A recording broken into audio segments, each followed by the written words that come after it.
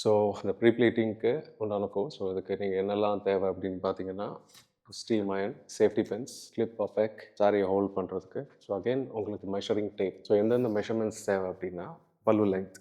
நீங்கள் ஒரு கஸ்டமருக்கு எடுக்கிறீங்க அப்படின்னா ஒரு டேப் எடுத்து ஸோ அதை இன்வெர்ட்டடாக கீழே பார்த்து விட்டிங்கன்னா உங்கள் ஷோல்டர்லேருந்து பார்த்துட்டு ஸோ அவங்களுக்கு எவ்வளோ லென்த் வேணும் பல்லு லென்த். ஸோ அதை பார்த்துட்டு நீங்கள் மேலேயே மார்க் பண்ணிக்கலாம்.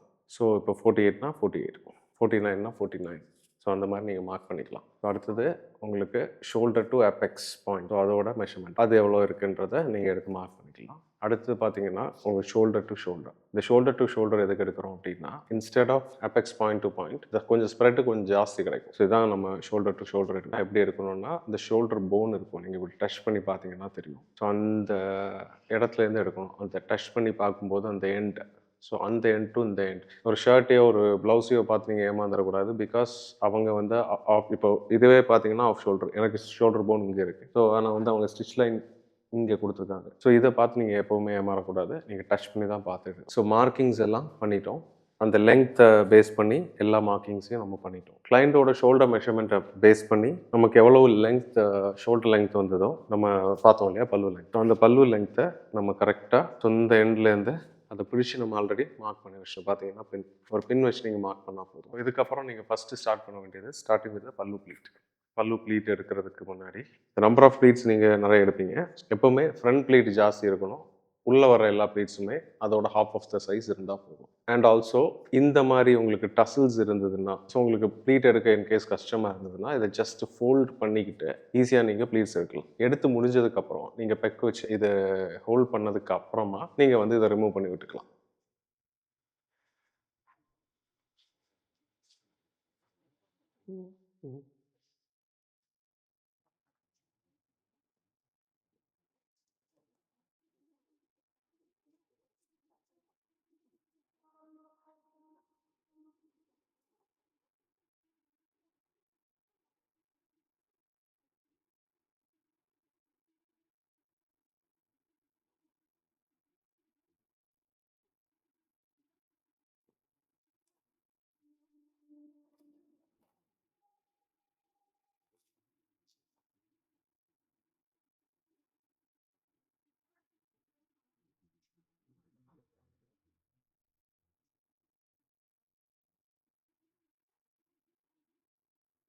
எப்போவுமே இந்த லாஸ்ட் ப்ளீட் வரும்போது அது வெளியே பார்த்தா இருக்கும்.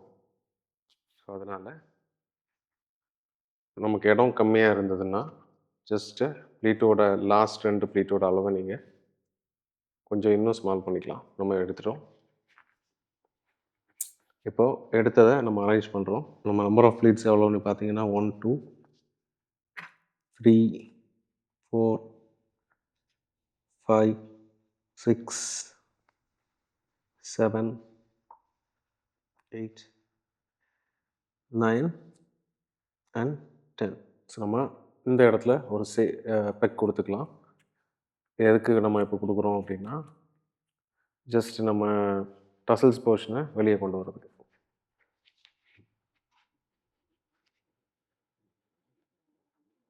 ஸோ பார்த்தீங்கன்னா இப்போ நம்ம டசல்ஸ் போர்ஷனை ஈஸியாக வெளியே கொண்டு வரோம்.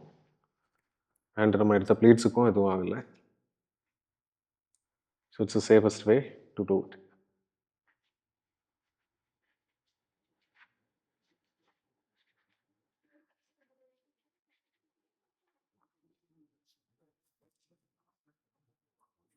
ஸோ இதுக்கப்புறம் நம்ம என்ன பண்ண போகிறோம்னா, இந்த எண்டை நம்ம பின் வச்சு செக்யூர் பண்ணலாம்.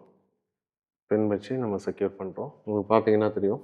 ஸோ இந்த நம்பர் ஆஃப் ப்ளீட்ஸ் 1 2 3 4 5 6 7 8 9 10. ஸோ இப்போது இந்த பிளேஸை நம்ம ஹோல்ட் பண்ண போகிறோம். இந்த இடத்துல இப்படி ஹோல்ட் பண்ணிக்கிட்டு அந்த ப்ளீட்டை அரேஞ்ச் பண்ணுறோம். நம்ம பெக் வச்சு ஹோல்ட் பண்ணிக்கலாம். ஹோல்ட் பண்ணிட்டோம். ஸோ இப்போ அரேஞ்ச் பண்ணுறோம்.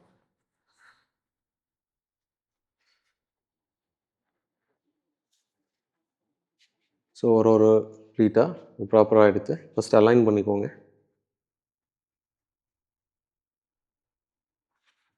அரேஞ்ச் பண்ணி அலைன் பண்ணதும்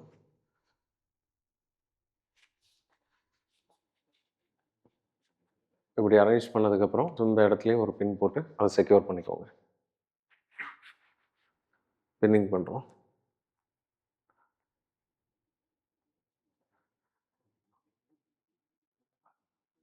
இந்த போர்ஷன் கீழே தெரிகிற மாதிரி பின் பண்ணுங்கள். பின் விசிபிளாக வெளியே தெரிய வேண்டாம். ஸோ இதை அப்படி நீங்கள் கீழே விட்டீங்கன்னா அங்கே பார்த்தீங்களா அந்த மாதிரி இருக்கும். ஸோ இதை ஃபைனல் அயர்ன் பண்ணுறோம். இப்போ நம்ம முடிச்ச போர்ஷனை அகைன் அதில் போட்டு அகைன் ஒரு பெக் கொடுக்குறோம். கொடுத்துட்டு அகைன் இந்த ரிமைனிங் போர்ஷன்ஸ் அதே மாதிரி நம்ம எப்படி பண்ணோமோ ஸோ அந்த ஃபார்மேட்டில் பண்ண போகிறோம். இது எங்கே வர இந்த மாதிரி பண்ண போகிறோம்னா டில் த மார்க்கிங், நம்ம எந்த போர்ஷன் மார்க்கிங் பண்ணியிருக்கோமோ அந்த போர்ஷன் வர இதே ஃபார்மேட்டில் பண்ண போகிறோம். ஸோ நீங்களும் சைமல்டேனியஸாக இதை உங்கள் சாரியில் பண்ணி பார்த்தீங்கன்னா ஈஸியாக இருக்கும்.